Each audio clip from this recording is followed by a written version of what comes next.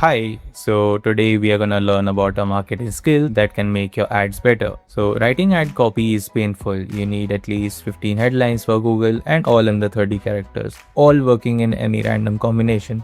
Then descriptions, then the metadata, then LinkedIn, and when you have performance data, you're supposed to read it and write smarter copy next round manually.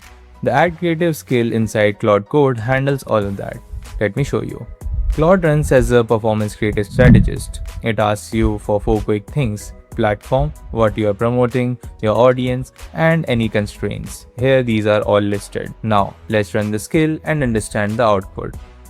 Now here is our output. The output starts with 5 completely different angles: pain point, outcome, social proof, urgency, comparison, not just different words, different motivation. Under each angle, headlines with character counts right next to them. If anything goes over Google's 30 character limit, it flags it and gives you a trimmed version automatically.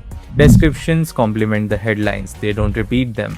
Objection handling, proof points, CTAs, everything Google needs for a strong RSA. Ask for CSV and it formats everything for direct upload to your platform. That's it. Platform specs, creative angles, character validation, and performance analysis, all in one conversation. What used to take hours now will take minutes.